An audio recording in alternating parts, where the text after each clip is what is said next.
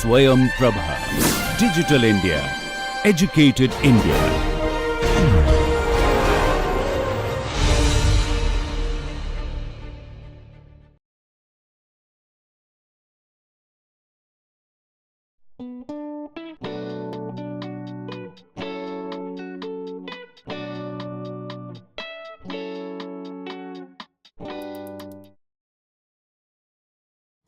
So, in lecture 19, I would be shedding light on Lavasa, and Lavasa would be the empirical point of reference to discuss the limits of smart eco and green doctrines. So, this is again the part of the same series on fantasy cities, and in this particular lecture I would be discussing specifically the limits of the eco city discourse, following the same case study based approach, and here I would be discussing about Lavasa, which is a township on the Mumbai Pune corridor in the state of Maharashtra, India. And the final important question would be like this eco city discourse or this eco city idea, finally in which component the weightage is higher, is it economic development or environmental sustainability. So, has I mean does this kind of concept like eco city could really strike a balance between economic growth or economic development and environmental sustainability, or is it a kind of a lopsided approach which promotes private investment and infrastructure at the cost of local livelihoods. So, this is again the crucial question which we would be addressing to this lecture. So, the whole story starts with this particular, because again Lavasa, when I am discussing Lavasa, the smart city NDA grand smart city project or plan was not yet floated, because the Lavasa city, this is a particular project which was implemented exactly in 2012. And then there is, like, you will see that how the whole idea, the idea was floated since 1990s or since the beginning of this particular century, but again the city was finally, it got clearance, it could obtain all sorts of environmental clearance, etc., and the township was launched in 2012. So, when so Lavasa is not a typical smart city case, but then again the smart city discourse was also in vogue. I mean, there were a whole lot of discussions going on smart city principles, but on pen and paper still smart city was not the official program which was floated by the national government, because the smart city official program was actually launched in 2013. So, this is slightly before that, but during this particular point of time we see that how this concept of eco cities was drawing whole lot of attention so far as the Indian urban scene was concerned. So, and to start the discussion, I think I would be drawing your attention to a particular report which was published in 2010 by the McKinsey Global Institute, and in this particular report the experts they shed light on the trajectory of Indian urbanization, and they generate a lot of data so far as the Indian urban scene was concerned. And this report entitled India's Urban Awakening, here the authors pointed out that that by 2030 590 million people would be inhabiting would be like inhabiting Indian cities. So, there will be 590 people living in urban areas, and of course, the major the concentration of this population would be on the mega cities, the metropolitan cities like Mumbai, Kolkata, Chennai, Delhi, etc. So, the report itself suggested that the immediate need was to kind of come up with a planned portfolio of at least 20 to 30 new cities. So, in this way the idea of eco-cities got formulated, and these eco-cities meant the development of cities along high speed regional transport networks. So, the corridor idea, which we also discussed in our presentation on Dholera, it also applies here to a large extent. So, the design and development and implementation of eco-cities project along high speed regional transport networks would provide answer to, as per this McKinsey Global Institute report, would provide answer to urbanization challenges, rural urban migration and sustainable development simultaneously. So, this was a grand idea. And it is quite important here to kind of differentiate between the Indian version of eco-city projects and the eco-city projects which which were implemented in several other cities in different other parts of the world, for example, the United States, Latin America, UK, other European cities, etc.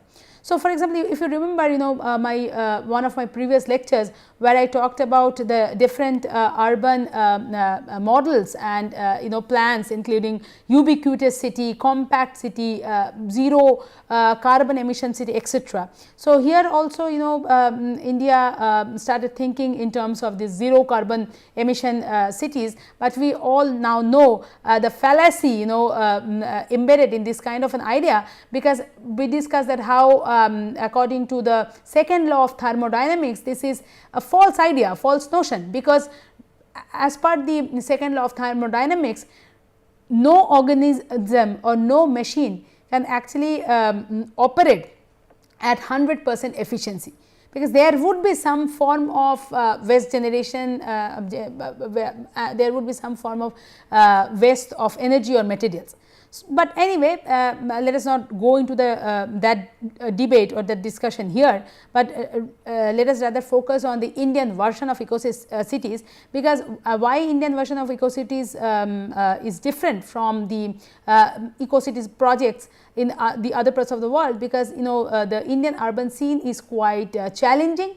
So, definitely Indian eco-city planning had to be more ambitious to kind of cater to the typical challenges that the Indian subcontinent actually encounter.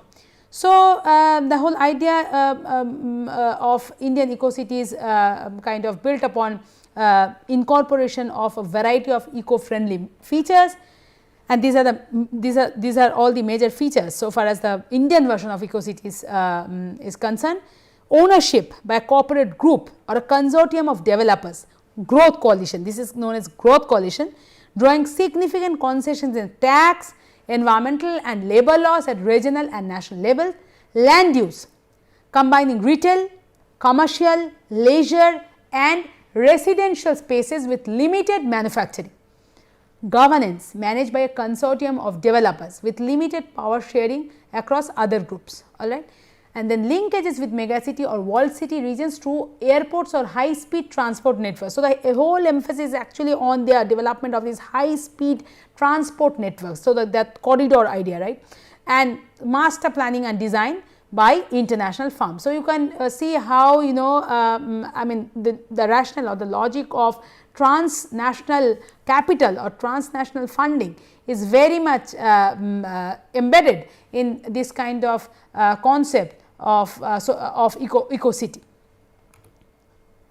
Now, the question is and we are very much inspired by the work by Ayana Dotto, who is a leading urban geographer and also an urban expert, and she has also researched a lot on cities like Dholera, Labasa, etc.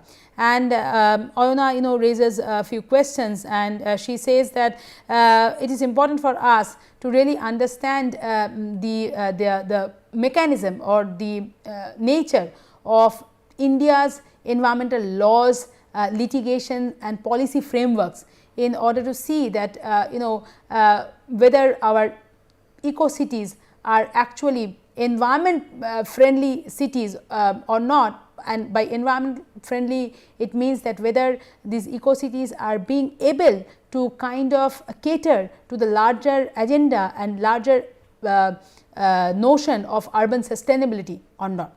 So, these are the three crucial questions which I have borrowed from Ayana Dotto and her monumental work, her instrumental work on the city of Lavasa, which she published in this environment planning C, an article which comes out from SAGE. So, these are the three questions that she raises. So, the first question is, do these cities, these new cities, that is, do these new eco cities feed on entrenched patterns of class based inequities? Number 2, can they deliver economic or social equity in the regions they are located in? And what are the limitations of corporate led planning of these cities for delivering on the challenges of urbanization, sustainability and regional migration? So, these remain crucial, and I think in this lecture I would be basically trying to attempt I would be trying to answer these questions by using Lavasa as the case study. And again I mentioned, let me re-emphasize on the fact that to a great extent this Lavasa case study I am borrowing from Ayana Dotto's work. So, Lavasa was designated as the first, or Lavasa can be considered as the first privately built, India's first privately built and managed cities with the aim of accommodating like 30,000 to 50,000 people, and so the soaking population from the hinterland, and it was planned across 25,000 acres, which means like approximately 10,000 hectares of 18 villages of Mulchi Taluka, 50 to 55 kilometers away from Pune. Now, why Lavasa? This I think we have discussed a bit in our previous slides. So, the major emphasis on this transport connections between remote areas and mega cities through, again I emphasize, through high speed expressways. And why these high speed expressways, constructing these high speed expressways became crucial, because this is absolutely reflected in India's 11th plan, in India's 11th plan, which was published in 2006. So, in this 11th 5-year plan report, it is mentioned that how India kind of formulated it kind of targeted 9% planned economic growth in order to become a prominent star, in order to become a rising economy in the global market, in the global economic scene. So, the whole idea was to also kind of connect this whole project of the construction of high speed expressways with the decade long flagship project of National Highway Development Plan. And the focus was on private transport through the expansion of high speed links, but then again there are scholars, for example, Goswami argues that how there was potential that it would there was potential in this plan to kind of fuel forms of mobility that prioritize middle class lifestyles over lower income groups. So, immediately this one can see how this whole plan is very much ingrained with or dotted with unequal outcomes, with inequity.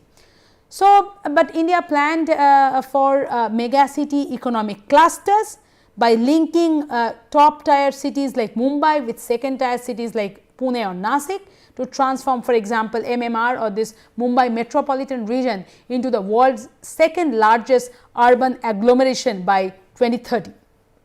And it was declared that or it was thought that this would have been a kind of a win-win situation. So, the construction of the construction of high speed expressways. Why? Because it would be able to tackle poverty alleviation and empowerment through increased rural urban linkages at the same time.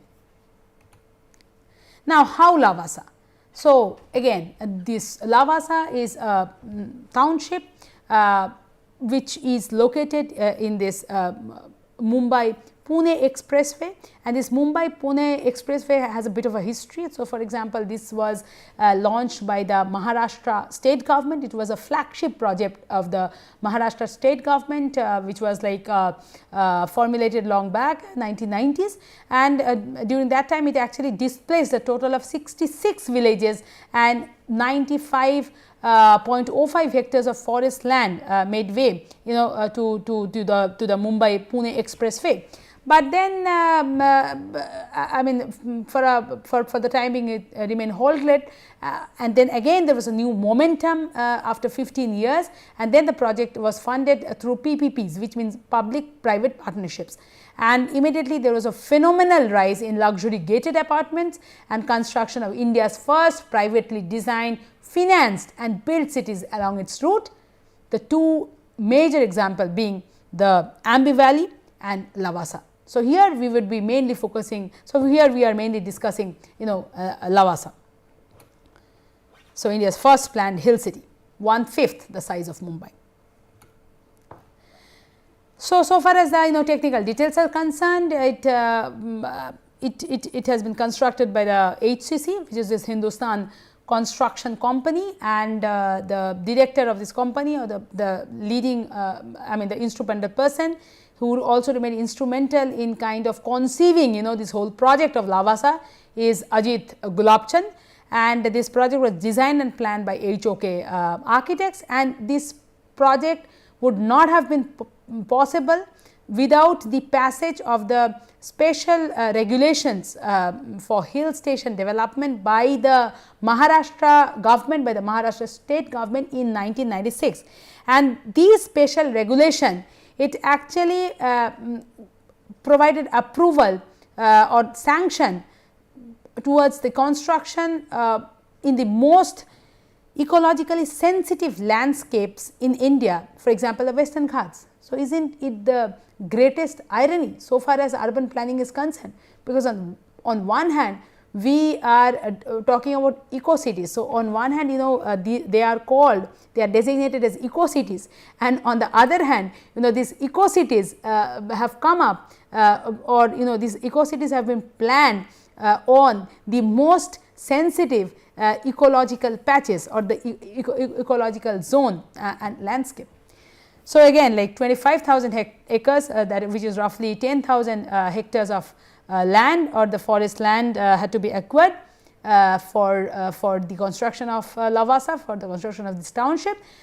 In 2004, environmental clearance from the Mumbai State Environment Department was sought for urban development of 2,000 hectare of land, and this we will discuss in the subsequent slide, that how the project I mean it was criticized and it was also declared illegal by the Ministry of Environment and Forest, because actually Maharashtra State Environment Department did not have the power, it does not have the power to kind of give this kind of an environmental clearance, but I mean the clearance was sought. So, anyway, so in 2000, this is just the chronology. So, in 2004 this environmental clearance was sought, and I mean and immediately 2,000 hectares of land, I mean it was notified that this 2,000 hectares of land would be acquired for this township project, and then again another 3,000 hectares was planned. So, I mean for implementing the second phase of the project. So, in 2008 the Lavasa Corporation Limited was formed or established. This is also a very important step. Why? Because like this was a special planning committee which was formed, which had the power to carry on or to plan development activities within the designated project area. So, yes, land taken from the villages, land snatched away from the villages through middlemen made way to high rise buildings and villas, sophisticated luxurious villas, very sophisticated and digitally enabled luxurious cafes, golf resorts, hockey resorts, then like several other posh educational institutes and universities also came up in this particular hill city. For example, the University of Oxford, then for example, the Swiss Hospitality Institute, the SAID MBA Institute. So, I mean, one can understand and one can see the nature or the pattern of urbanization or urban development that occurred in this planned and fully financed private township project or the eco city of Lavasa. Yes, and Lavasa also, like it was recognized by several important leading urban agencies, and it got global acclaim. It was also designated as a world class city, for example, by the McKinsey Global Institute itself. And the environmental management program, it comprised several modules and components, including water conservation, including initiatives in terms of water conservation, rainwater management, biodiversity enhancement, etc.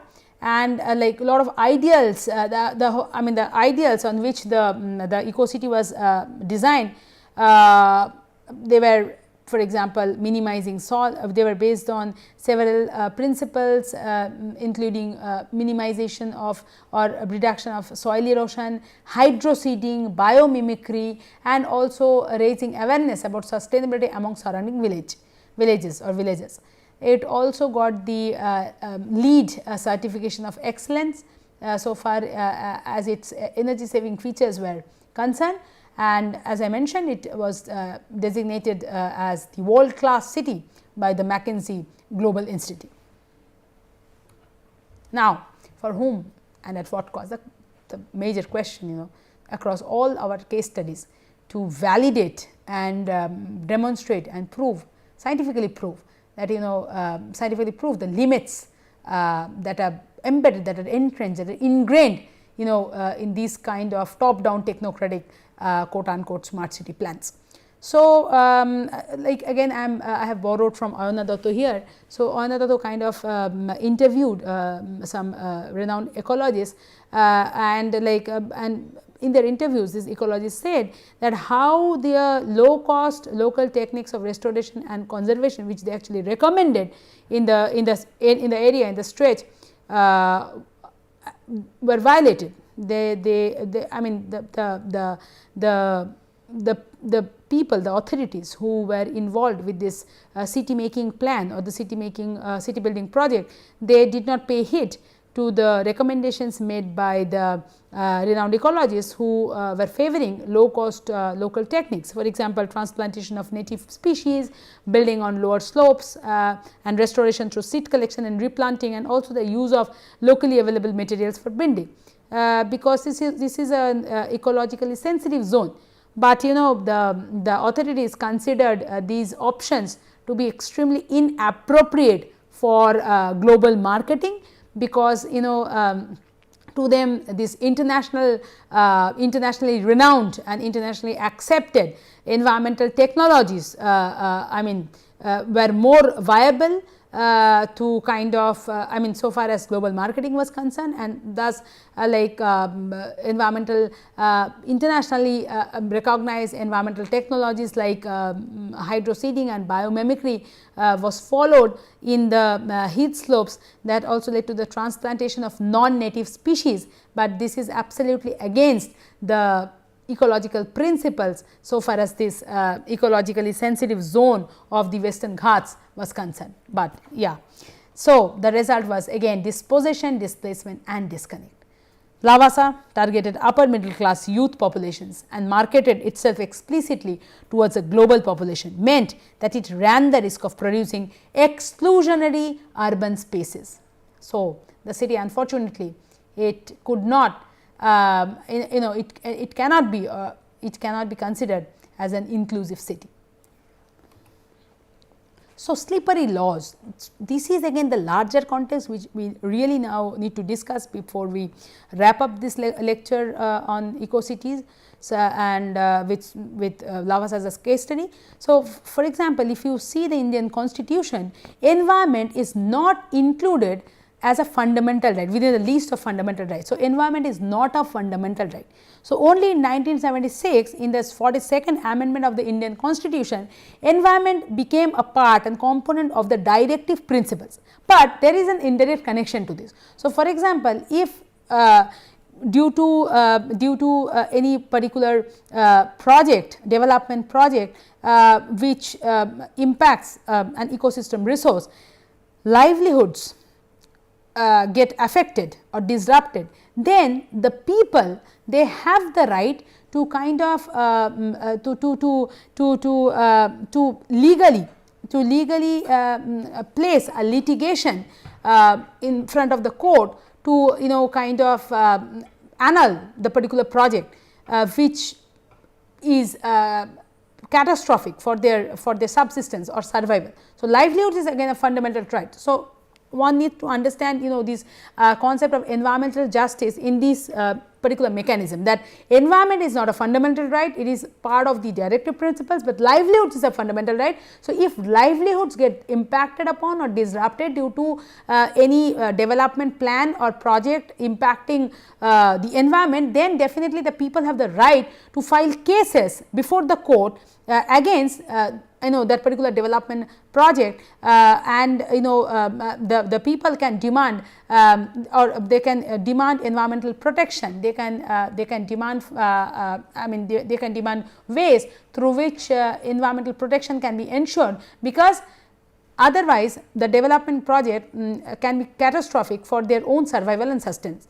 But then the problematic part in this whole story is that environmental disagreements in this country, in India, are settled on a case by case basis and at the discretion of the judiciary. So, there is no that kind of a written how do I say a standard law or enforcement mechanism through which environment can actually be taken care of. So, it is quite slippery in that sense. But then one major development, I would say positive development, that occurred in our country in 2006 is this national environment policy was passed, which attempted to strike a balance between the conservation of natural environment and local livelihoods through by consulting or by incorporating people's voices, or by kind of including local people in the decision making process.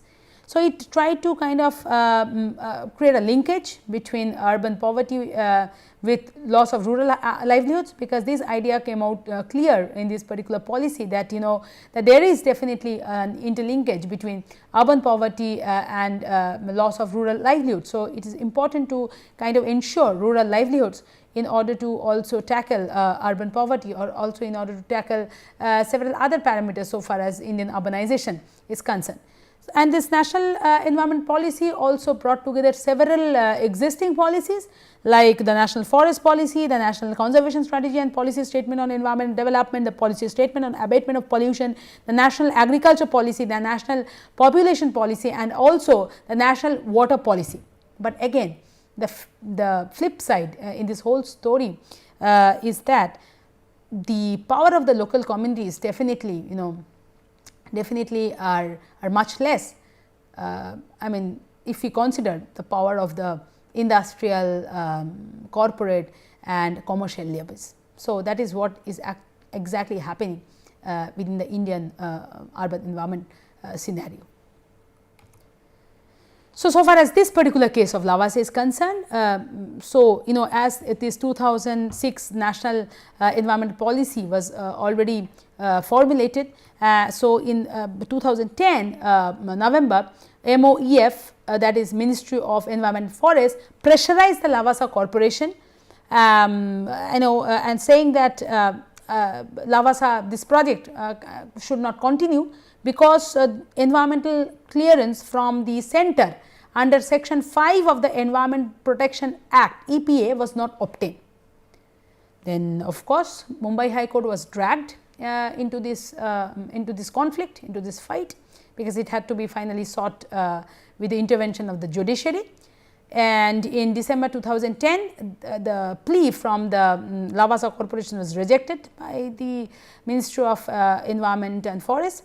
And in 2011 January, the Ministry of Environment and Forest, they formed an expert committee who visited the town, the area, the project, the township, and they reported environmental non-compliance in the form of massive deforestation, illegal quarrying along hill slopes, lack of sustainable water supply, lack of rehabilitation for villages, and forcible acquisition of land from villages. So, absolutely, the whole case went against this Lavasa Corporation and the project.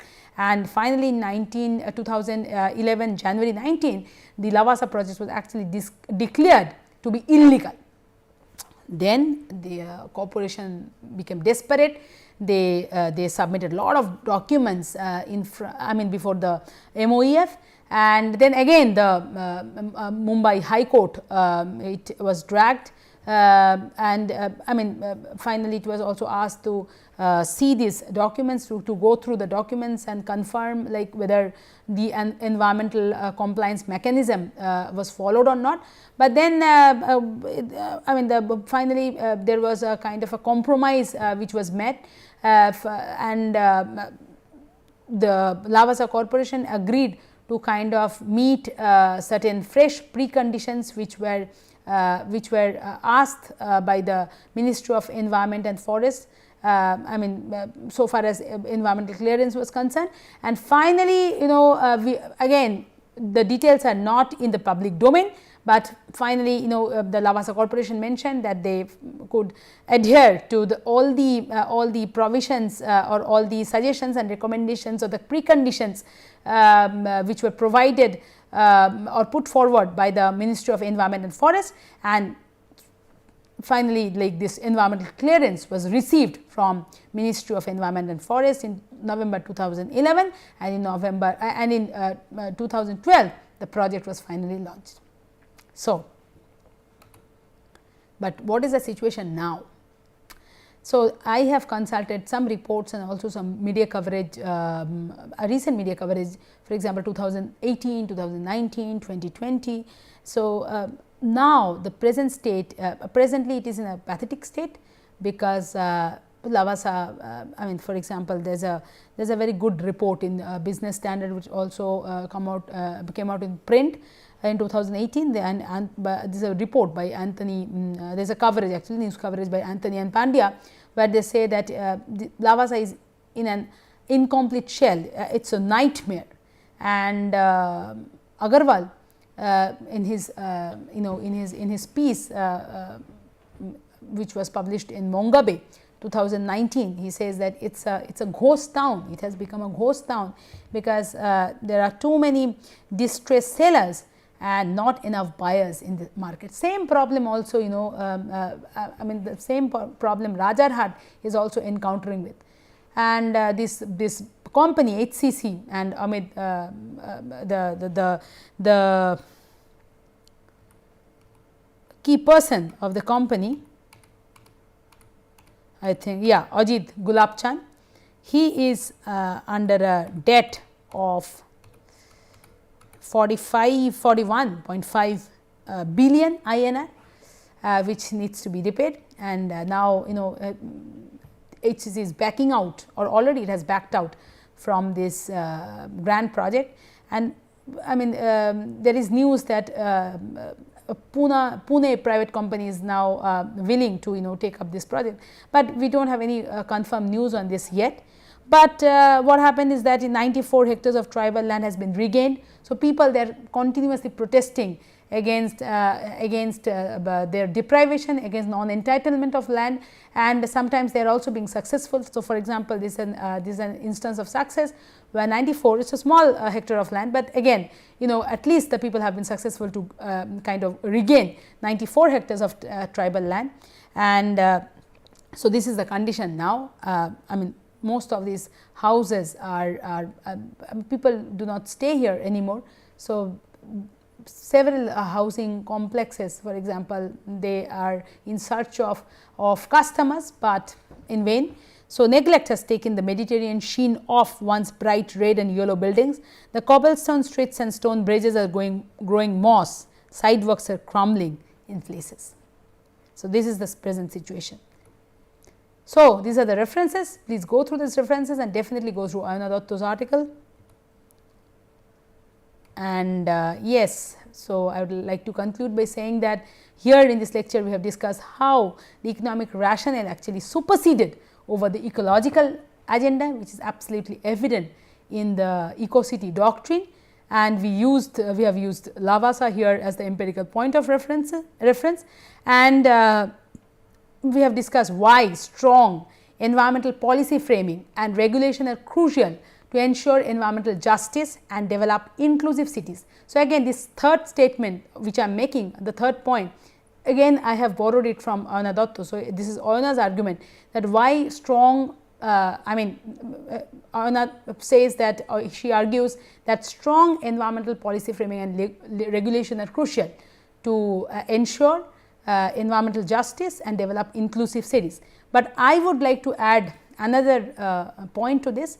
My argument would be that it would also depend on a larger and deeper understanding of the urban environmental dynamics, especially so far as in Indian cities, but so far as all other cities of the global cities are also concerned. So, it is also important, apart from the strong environmental policy framing and regulation, it is also important for us, for urban experts and for anyone and everyone under the sun who are involved in these urban projects, who are involved with urban environment in some form or the other.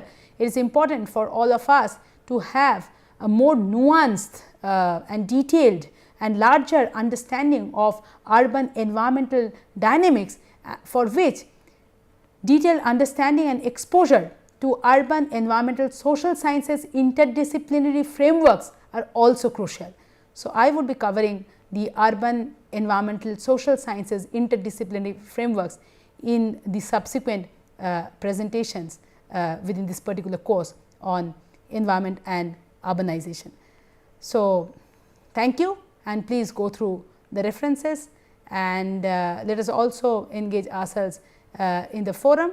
If you have any question, please do not hesitate to ask, and if you have insights and input to add to these lectures and presentation, please go ahead, so that there can be a reciprocal learning, there can be a mutual exchange through which we would be able to consolidate our grip and grasp on the subject. Thank you.